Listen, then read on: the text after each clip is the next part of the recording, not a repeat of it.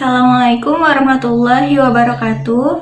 Halo semuanya, perkenalkan nama saya Fahmila Afifah dari kelas 6B Pendidikan Biologi. Pada kesempatan kali ini, saya akan praktik mengajar mengenai teori evolusi. Selamat menyaksikan.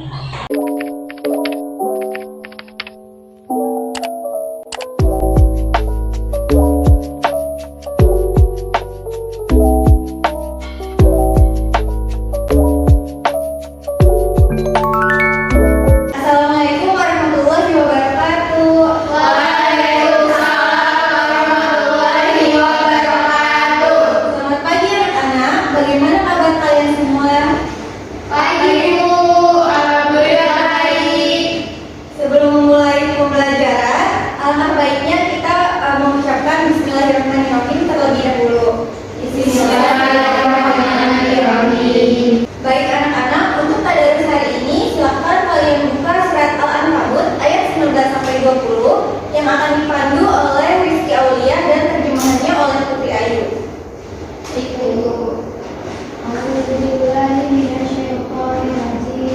Bismillahirrahmanirrahim. Awalam yara kaifa yubdi'u Allahu al-khalqa thumma yu'iduhu. Inna dhalika 'ala Allahi yasir. Qul siru fil ardi fanzur kaifa bada'a al-khalqa thumma Allahu yusi'un nasa'atal akhirah. Inna Allaha 'ala kulli syai'in qadir. Dengan menyebut nama Allah yang Maha Pengasih lagi Maha Penyayang.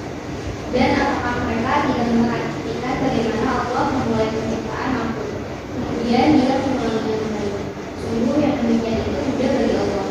Katakanlah, berjalanlah di bumi, maka perhatikanlah bagaimana Allah memulai penciptaan makhluk, kemudian Allah menjadikan kejadian yang adil. Sungguh Allah itu Maha Kuasa atas segala sesuatu, Maha Suci Allah dengan segala sesuatu. Ya, terima kasih Putri Ayu dan Rizky Aulia. Nah, anak-anak, ada yang tahu nggak sih apa hubungannya surat yang kita baca tadi dengan pembelajaran hari ini?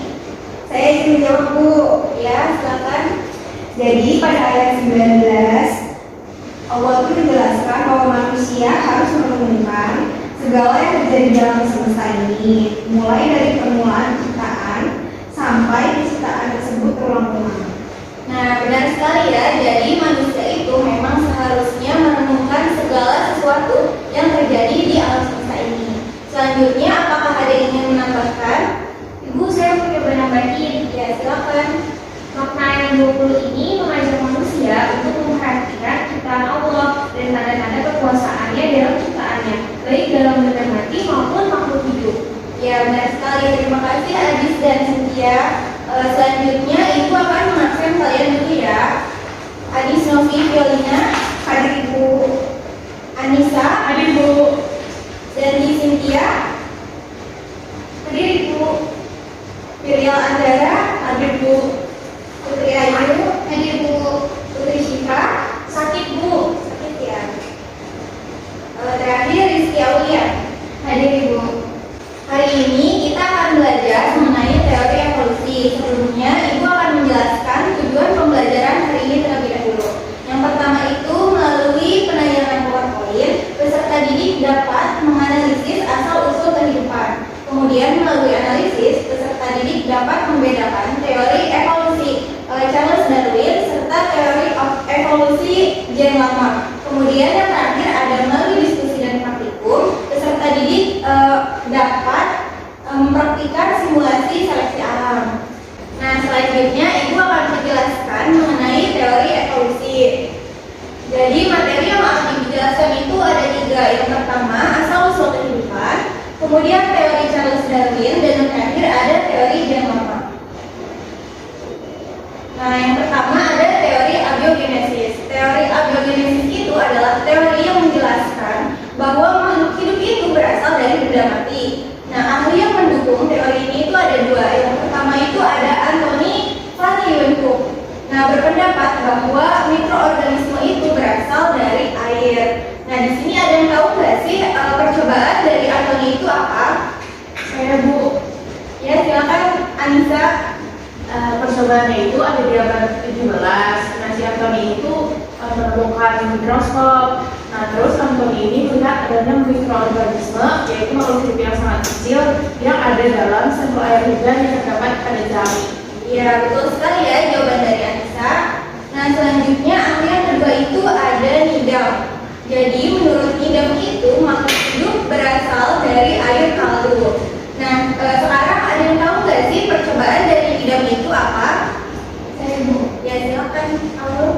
Percobaannya itu dengan menembus daging, kemudian air kaldunya itu disimpan dalam keadaan terbuka, lalu setelah beberapa hari terlihat air kaldu menjadi keruh karena adanya mikroorganisme. Nah, ya betul sekali ya. Jadi air kaldunya tersebut menjadi keruh karena adanya mikroorganisme. Nah, kemudian yang kedua ada teori biogenesis. Teori biogenesis ini merupakan kebalikannya dari teori abiogenesis, di mana teori ini menyebutkan bahwa makhluk hidup itu berasal dari makhluk hidup sebelumnya. Nah, adapun ahli yang mendukung teori itu ada yang pertama ini Francesco Redi. Dia itu melakukan percobaan tentang munculnya ulat pada daging yang ditaruh di dalam toples yang terbuka, sedangkan pada toples yang tertutup itu tidak muncul ulat. Nah, selanjutnya ada menurut Lazzaro Spallanzani. Menurut Lazzaro Spallanzani ini beliau itu melakukan percobaan untuk menyanggah teori dari Nidam. Yaitu melakukan percobaan dengan memanaskan 2 tabung kaldu sehingga semua organisme itu terbunuh. Nah, 1 tabungnya itu dibiarkan terbuka, sedangkan tabung lainnya dibiarkan tertutup. Nah, pada tabung yang terbuka itu dia muncul organisme, sedangkan pada tabung yang tertutup itu tidak terdapat organisme, sehingga teori Nidam itu salah menurut Lazzaro. Kemudian teori biogenesis yang terakhir itu ada menurut Louis Pasteur.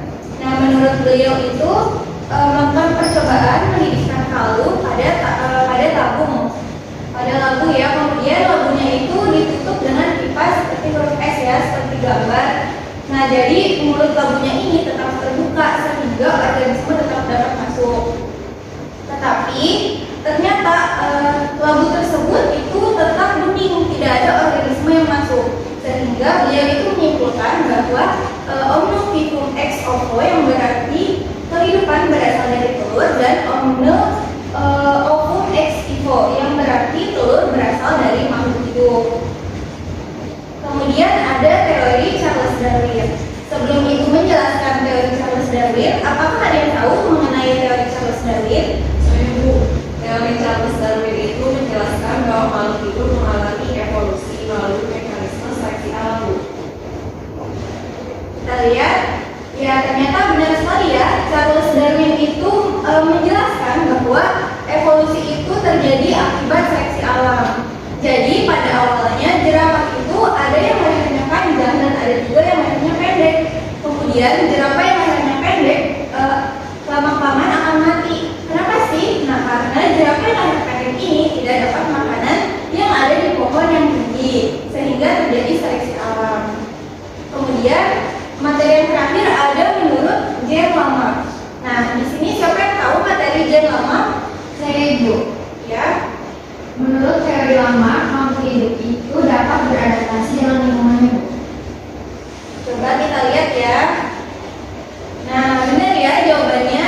Jadi kalau menurut Lamarck itu organisme itu atau makhluk hidup itu bisa beradaptasi. Jadi kalau menurut Lamarck, jerapah itu awalnya lehernya pendek semua, tapi karena keseringan menjangkau makanan yang ada di pohon yang tinggi, lama-kelamaan lehernya itu jadi bertambah panjang.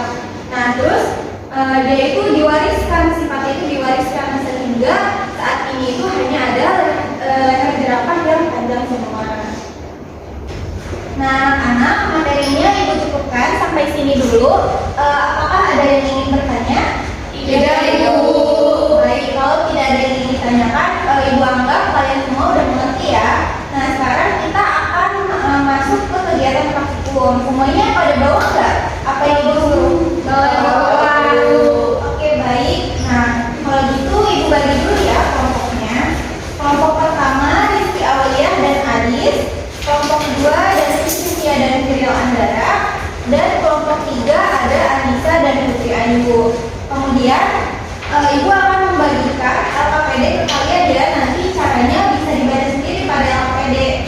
Lalu nanti waktu praktikumnya Ibu beri waktu 20 menit ya. Nanti LKPD-nya dikumpulkan per kelompok. Baik, Bu.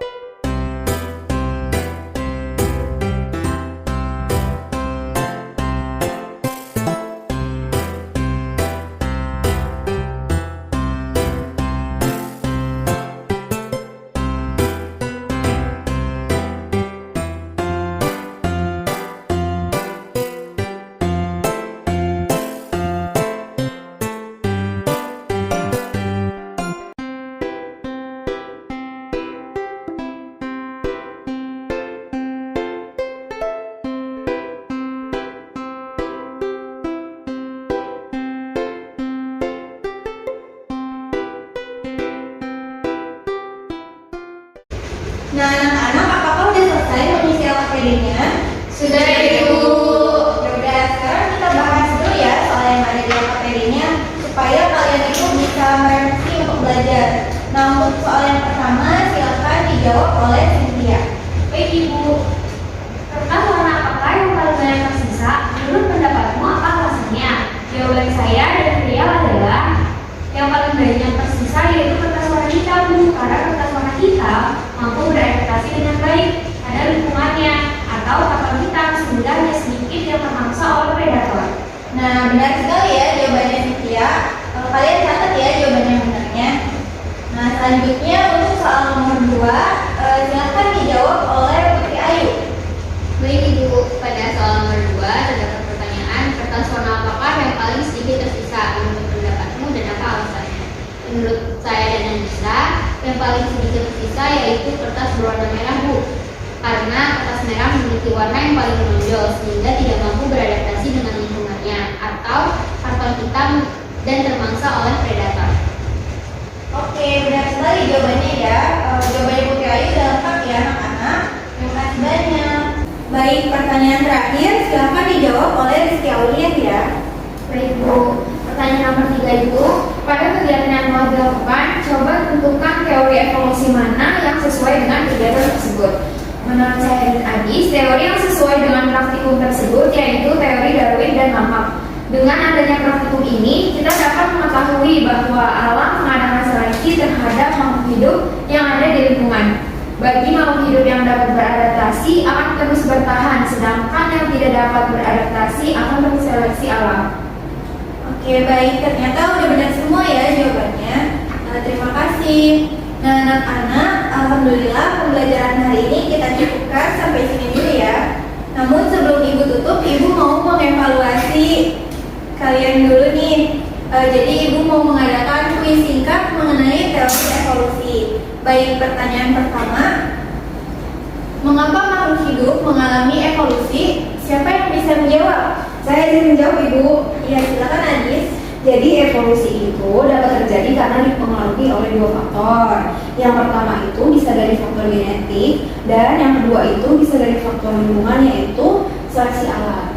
Oke, benar ya jawabannya. Terima kasih Adis.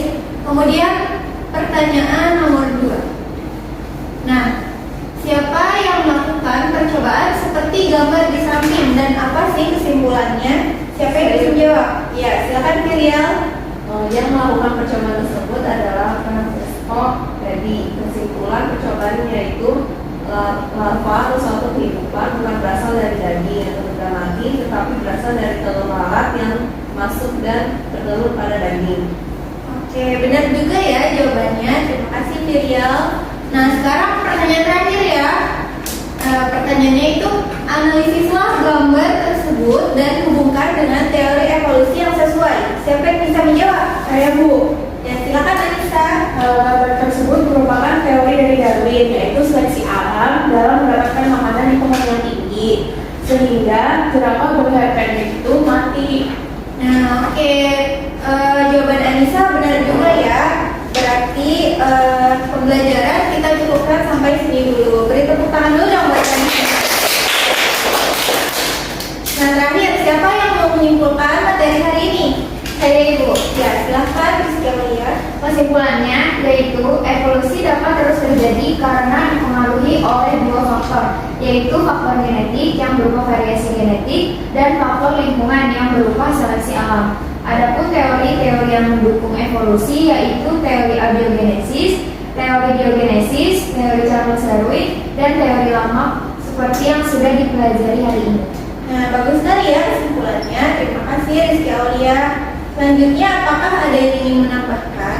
Saya izin mengatakan, Bu. Ya, silakan Putri Ayu. Ya, Bu, jadi yang termasuk ke dalam teori abiogenesis itu ada teorinya Anthony dan Ida. Sedangkan dalam teori biogenesis itu ada teorinya Francisco Redi, Lazarus Valentini, dan Louis Pasteur. Nah, baik, terima kasih Putri Ayu dan juga Rizky Aulia atas kesimpulannya.